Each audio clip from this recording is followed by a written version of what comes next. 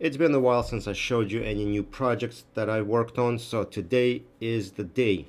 There were a number of things I worked on over the last couple of months, and today I want to show you one of the projects that I've been working on. The idea for this project started very simply. I wanted to make a DIR list in relativity.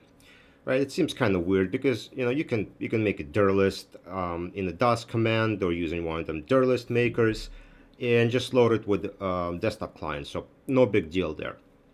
But what I wanted to do is I wanted to have relativity do it, so that you would have a place where you can paste path, and it would just go to those folders, scan them, make a list of all files, and create records right in relativity, basically with just one click. Not really, but paste the path and it's done. So you don't have to import and do all those things. And I really wasn't sure what would be the overall use of it, but I thought it was a cool idea, and that's kind of how most of my projects starts, where I get like, hey, that's cool, let me try that. And that's what I did is I started working on it, and then I shared it with some people, and they said, hey, you know what you can do with this? You can do this. And then somebody else says, oh, you can also do that. And then I got like, yeah, that wasn't such a bad idea. I should continue working on it. Since it is kind of boring to just do one feature and show it to you guys, what I figure I'll do is I'll build a relativity application with different objects, so that I can kind of show you a real world use for this application. The last thing before I start showing is, don't think of this as a complete application. Think of this, what else you can do with this. Think of this as more of a starting point, how else you can add onto it and build on top of it. And when I say you can, what I mean is this application is going to be on my website. Everything I'm going to show is going to be on my website, available for free, right? Yes, you can go download it, use it as much as you want, no charge whatsoever. It'll be in the usual place, my website, in the download section. If you don't see it there, maybe I didn't upload it yet and you're watching video too early, or maybe there was a bug and I had to pull it, just send me an email and I will send you a link. I did have a number of compatibility issues with this due to integration points, so I still might be testing a few things for the next day or so. But again, if you don't see it in the download section and you want it, send me an email and I will send you a copy. All right, let's get to the application itself. Okay, what I have here is a workspace, and I created a new workspace called RFR1. And so I could properly demo this to you, I built an application, and this application is called raw file review. So what that means is we're going to review directory list without any actual native files or extracted text or anything else. That's the name I came up with. So it's a blank workspace. I'm going to go to Relativity Applications. I'm going to say New, and I'm going to select from a library. What you will do is you will click on the import file and you will import the ref file. And now what I'll do here is select my application, which I missed. So there you go. Click OK. Going to select import. And this usually takes a little bit. Okay, application's been added. I am going to go to documents. I'm just going to refresh the page. And what you see here is I have a new file called raw file review, and it has an object called file list. So what we're going to do is make a dir list and load it into this file list object. Let's go to integration points and select integration points and new integration point job.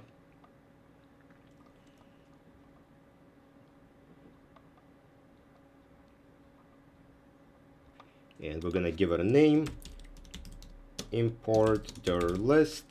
It is going to be of type import, and the source is going to be raw file review dir list. So this integration points provider gets installed when you install application. And the transfer object is going to be our file list. So make sure you select that. That's where we want to send our directory list. Now I'm going to click on next. And we have to enter three things. First, we need to figure out what our control number is going to be, right? We don't want it to just generate random GUIDs or something like that. We want it to be a nice organized list. So we're going to give it a control number of XYZ001, and we need to specify path, where we're going to be looking for files. So I'm going to go to my relativity server, which is called rel-dev-vm. That's the path. And here I need to specify a UNC path. If you only have one server, you can specify drive letter of a hard drive that's connected to the server, but normally you'll be using it on a network, so you need to specify a UNC path. So I'm going to pick one of these file share EDDS. This just has random files that we can look at. So I'm going to paste the path here, and then I can specify my file mask.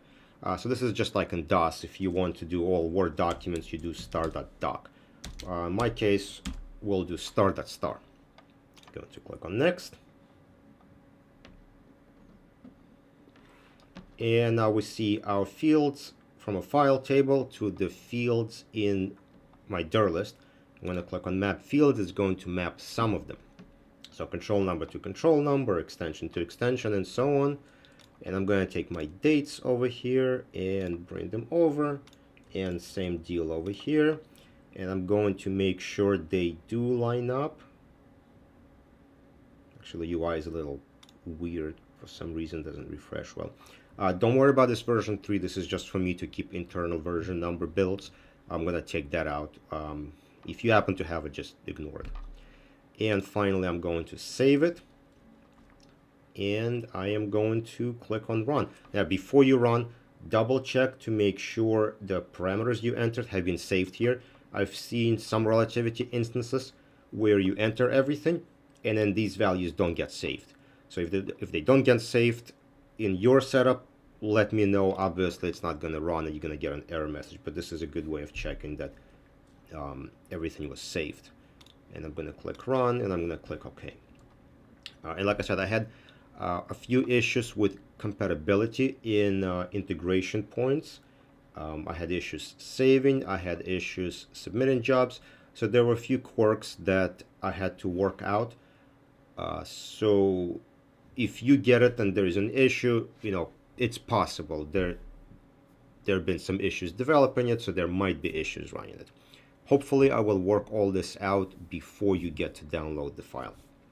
Now when it runs, you'll see the total files, it says 1. The reason why it says 1, because it doesn't know how many files there's going to be. So my app is sort of tricks it, saying, don't worry about how many files, just start scanning it. And integration points goes, okay, 1, all right. And as it scans for files, you'll see item transferred over here is going to start going up. And that's going to be the real number. Now 1 is not right, so we should have way more files than this. There we go. So we're getting 1,000, and it's going to keep going until entire directory list has been created. And one thing you can do as a QC, which you should always do in the eDiscovery, is go here, right click, check your properties, and make sure file count here matches to the file count here after import's done. If it doesn't match, don't continue forward. You know there was a problem, so you need to stop and figure out what happened. So let's let it finish. Okay, now import's done. We see account 4358. We can go to our server and we can check that it is 4358, so our counts match. Now we can continue to the next step. All right, let's go to our file list and see what it looks like. And well, it looks like a regular DIR list, right? We have our control number that we assigned. We have file name, file extension. We have size in bytes so that you could sum it and get an accurate count. And we have date created and modified on, along with a full path. And of course, what you can do here is do all the usual stuff, like you can do, let's say, filtering. So let's say script.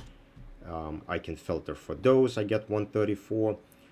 You can also do tally sum average. So let's say we filtered for script.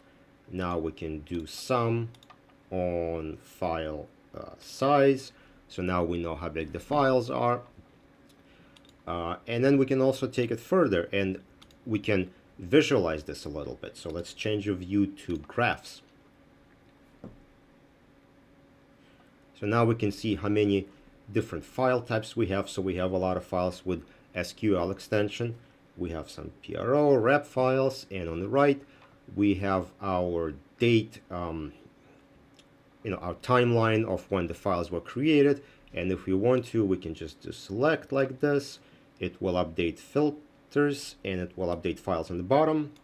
If we say, okay, great, now we just want the SQL files, we can click on those, and bam, that's what we have. We have SQL files with SQL extension for a specific date, and now you again can export this to an Excel, or you could do something like that. But what I thought would be interesting to do is to continue with this idea of a workflow where we could do more things to these records. So let's say you identified these 3,000 documents and you want to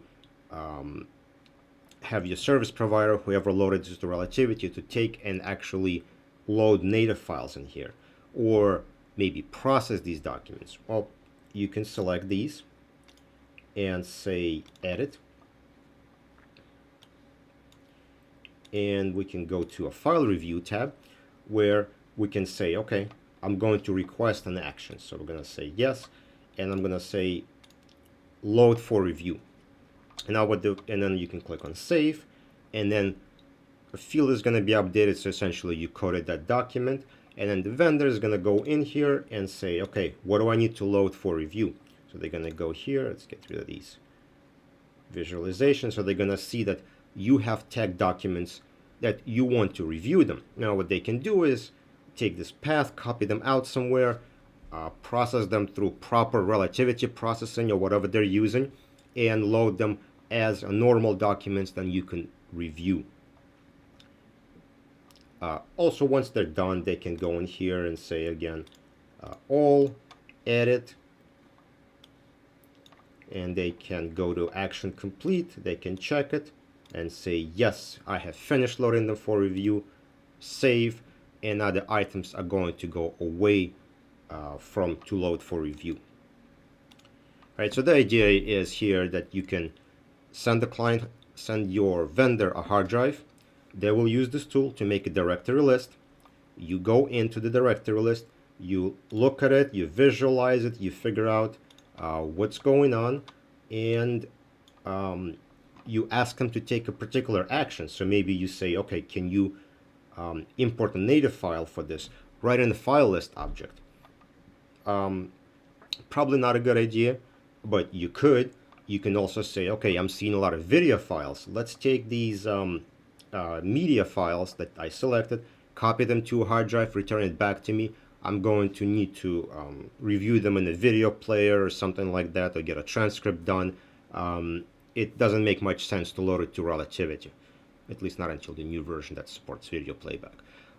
Or you could say delete and pretend it never existed. That is probably not something you should do. Okay, so what else can you do with this? Well, you can use this as a part of a media tracking application. So for example, you can create new relativity object here called media tracker, right? And you can start logging different media that's coming in, and you can use the file lister to load directory list of each media into a file list object, yet having a separate object keep track of individual media. And you can create an associated object, so you could link the two objects together.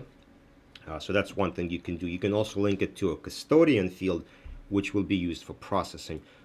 So that would link all those three objects together. And that's kind of the line of thinking that I want you guys to take, is don't think of like, okay, Nikolai built this, can we use this?